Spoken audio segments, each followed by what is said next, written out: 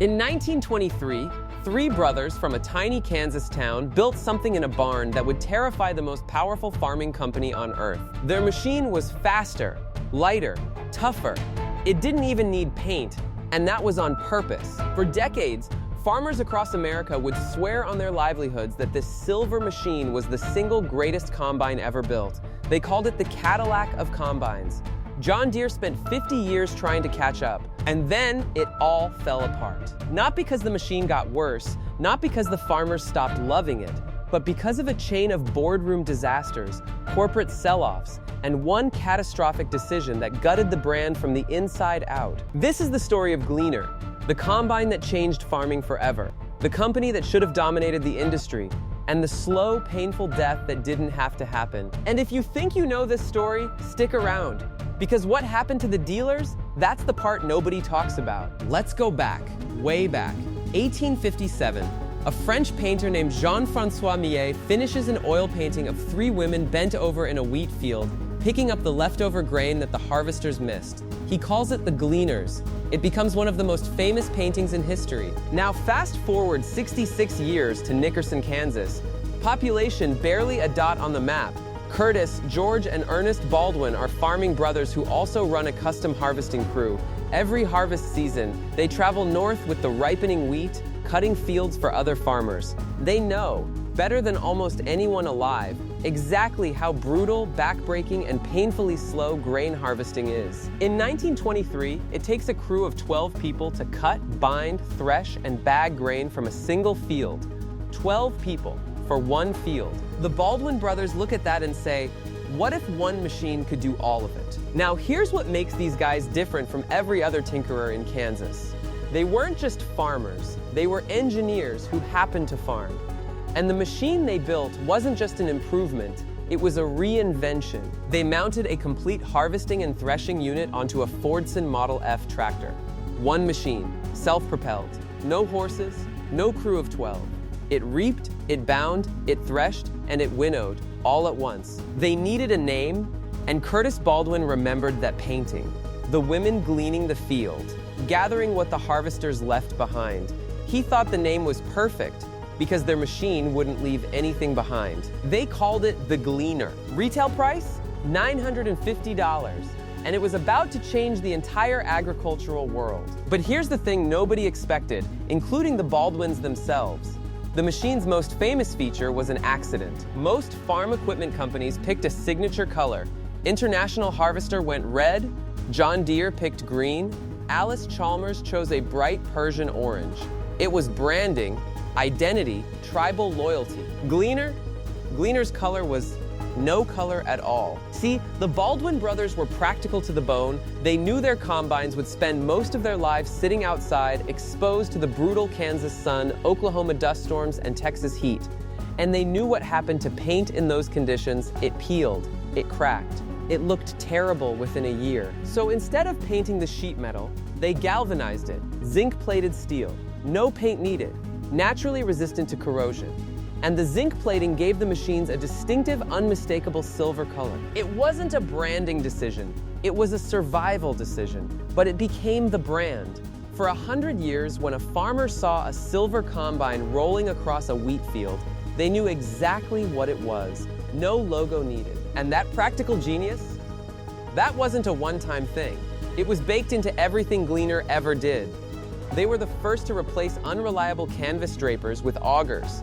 The first to use a rasp-bar threshing cylinder instead of the older spike-tooth design, which meant cleaner grain separation and less damage to the crop. The first to put the threshing cylinder down front, closer to where the crop actually entered the machine. Every single one of those innovations came from the same place. Farmers who were tired of watching their grain get destroyed by machines that were designed by people who had never worked a harvest. Gleaner machines weren't just good, they were beloved. Farmers in the Midwest treated them like family members. And here's the proof. Elevator operators, the people who received grain shipments, could look at a sample of soybeans and tell you what color combine had harvested them. Gleaner harvested grain was cleaner, less cracked, less damaged. The silver machines had a reputation that no advertising budget could buy. But success like that, it attracts attention from very big companies. And in 1955, one of the biggest came knocking. By the mid-1950s, the combine industry is consolidating fast. The little guys are getting eaten, and Alice Chalmers, already the market leader in pull-type combines with their all-crop harvester line, sees Gleaner and thinks, we need that. Alice Chalmers acquires Gleaner in 1955. And here's what's wild. For several years after the acquisition, Gleaner's profits made up nearly all of Alice Chalmers' total profit.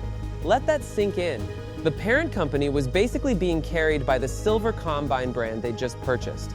Gleaner wasn't just a division, it was the engine, and it kept getting better. Production continued at the plant in Independence, Missouri. The engineers kept innovating.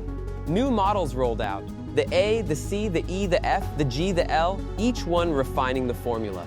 Lighter weight, better threshing, easier to transport. That last point was huge for custom cutters who followed the harvest north every summer. A Gleaner could be loaded onto a truck and hauled between states.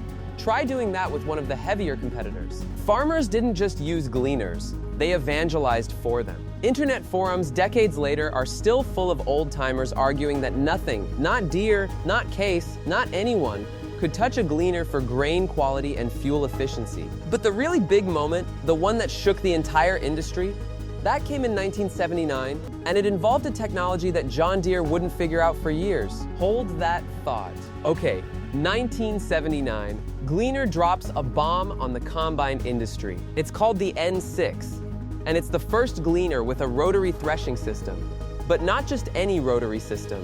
While competitors like International Harvester were experimenting with axial flow designs that sent the crop lengthwise through the machine, Gleaner went a completely different direction. They called it natural flow, and it used a transverse rotor mounted sideways across the machine instead of front to back. The crop came in naturally, got threshed by the rotor, and the grain was forced down at 1,500 feet per minute through accelerator rolls onto the cleaning chute. Why does that matter? 3 huge reasons. First, the natural feeding path meant fewer crop jams.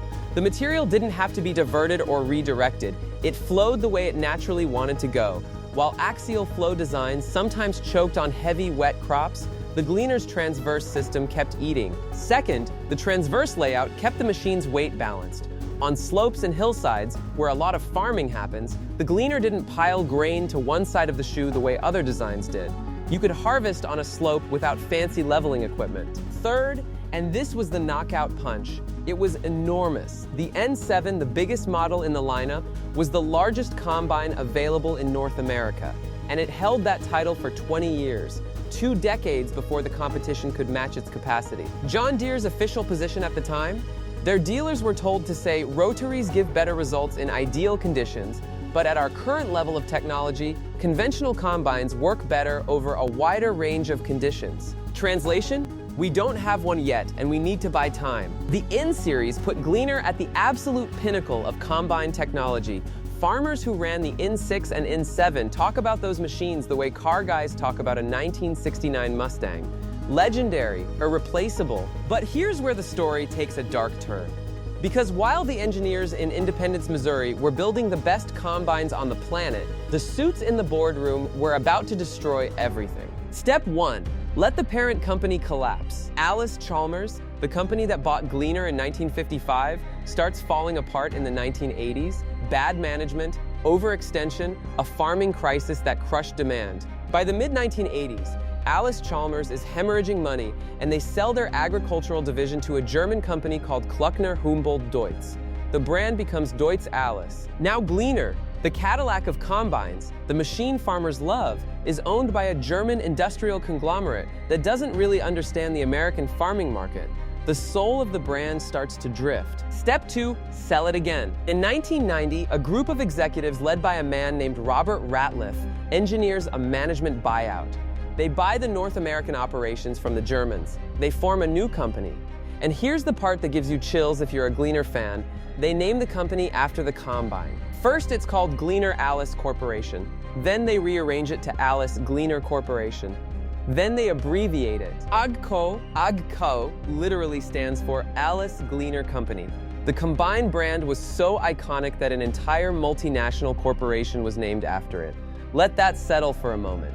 The biggest thing this company had going for it, the crown jewel of their entire portfolio, was Gleaner. And then step 3 happened. Step 3, neglect the crown jewel. As AGCO grew through an aggressive series of acquisitions, buying Massey Ferguson, Challenger, Fendt, Valtra, Heston, and a dozen other brands, Gleaner slowly, quietly got pushed to the back of the line. The Independence, Missouri plant, where Gleaners had been manufactured for decades, closed in 2000. Production moved to the Heston, Kansas facility. Now Heston is only 35 miles from Nickerson, Kansas, where the Baldwin brothers started the whole thing. So there's a poetic irony there. But the move wasn't sentimental. It was about cost-cutting and consolidation. And here's the part that really killed Gleaner in the field, the dealer network. If you want to understand why Gleaner went from dominant to marginal, forget the combines, look at the dealerships. John Deere understood something that AGCO apparently didn't. A farmer doesn't just buy a machine, they buy a relationship. They buy the dealer who's going to have parts on the shelf at 10 p.m. on a Saturday night during harvest, when something breaks and every hour of downtime costs real money. Deere put a dealership in almost every farm town in America. Green paint everywhere. Parts within an hour's drive, usually within minutes. A network so thick and so reliable that switching to Deere wasn't just about the combine, it was about peace of mind. Gleaner dealers? They started disappearing, one by one, town by town. As AGCO spread its resources across a dozen brands, individual Gleaner dealerships lost support. Some folded, some switched to selling other AGCO products. And the farmers who stayed loyal to the silver machines, they were driving 60 miles or more for parts and service. During harvest season, when every single day matters, one farmer from the Midwest put it perfectly. Our Gleaner dealer finally folded, and the days of seeing Gleaners in our area are almost over. Several holdouts that I know of, but they're driving 60+ miles for parts or service. Deere is in almost every town now, and they have the local market basically sewn up. That's not a technology problem. That's not a quality problem. The Gleaners were still good. Some farmers argued they were still the best. Cleaner grain, lower fuel consumption, simpler design, but none of that matters if you can't get a belt or a bearing when you need one. John Deere didn't beat Gleaner by building a better combine. They beat Gleaner by building a better network. And AGCO let it happen. So here's where a lesser story would end. The brand got acquired, neglected, starved of dealers, and faded into irrelevance. Roll credits. But Gleaner isn't a lesser story. In 2023, exactly 100 years after Curtis, George, and Ernest Baldwin built that first combine in Nickerson, Kansas, AGCO released a special centennial edition of the Gleaner S9. Special paint scheme, special badging. 100-year anniversary for a brand that most people outside of farming have never heard of. And the farming community, they noticed, because Gleaner loyalists are a different breed. These are people who have run the same silver machines for decades, people whose fathers ran them, whose grandfathers ran them. For them, Gleaner isn't just a piece of equipment. It's a philosophy that a combine should be simple, light, efficient, and gentle on the grain. The S9 series, the current Gleaner lineup, still uses that transverse rotary design that debuted in 1979, still focuses on the same principles the Baldwin brothers cared about: less grain damage, lower weight, better fuel efficiency.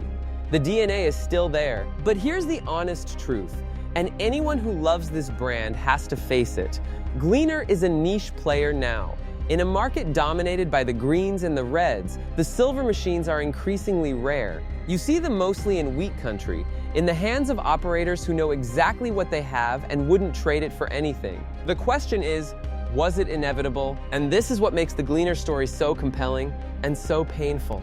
Because it wasn't inevitable. There was nothing wrong with the product. The N6 was a masterpiece. The transverse rotary design was genuinely revolutionary. The grain quality was measurably superior. The machines were lighter, burned less fuel, and were simpler to maintain. Every technical metric that actually matters to a farmer, Gleaner was winning. They lost on infrastructure. They lost on corporate priorities. They lost because they got shuffled through 4 different corporate parents in 35 years. From Alice Chalmers to Dutz Alice to AGCO, and each transition bled away a little more of the identity, a little more of the dealer network, a little more of the market share. Imagine an alternate universe where Gleaner stayed independent, or where AGCO had treated it the way John Deere treats its core brand, with massive investment in dealers, in marketing, in making sure that every farmer within 50 miles of a wheat field had a Gleaner dealer they could trust. That version of the story ends differently, but here's the thing that redeems this whole saga. When you go to a combine forum, and yes, those exist, and they're as passionate as any car forum you've ever seen, when you read those threads, the old farmers, the custom cutters, the guys who've run everything with an engine and a header, they still talk about Gleaner with a reverence that no other brand gets. Not nostalgia, reverence, because the Baldwin brothers got it right in 1923. They built a machine from the farmer's perspective, not the stockholders. They made practical decisions like galvanized steel instead of paint that proved they understood what farming actually was. And that philosophy carried forward through every model, every decade, even through all the corporate chaos. John Deere feared Gleaner because Gleaner was genuinely better at the core job of combining grain. John Deere stopped fearing Gleaner not because the machine got worse, but because the company around it couldn't keep up with the business of being a company. And that might be the most American story in farming. The best product doesn't always win, the best system does. The Gleaner name lives on. It's 100 years old and still making combines. And somewhere in Kansas right now, there's a farmer running an S9 through a wheat field, watching clean, undamaged grain pour into the tank, burning less fuel than the green machine in the field next door. And somewhere in a barn, maybe not too far from Nickerson, there's an old N6 or an N7, silver and battered, with 1,000 harvest stories embedded in its steel. A machine that was built by people who actually cared about what it did. If you grew up around farming equipment, you know there's something almost spiritual about machines that work the way they're supposed to. Gleaner was that machine for a lot of people. And even if the brand never reclaims what it lost, the legacy is locked in, permanent, written in 100 years of clean grain samples, and loyal operators who refuse to let the silver die. If this story hit you the way it hit me, drop a comment and tell me, did your family run Gleaners? I want to hear those stories. And if you want more deep dives into the brands and machines that shaped farming, you know what to do.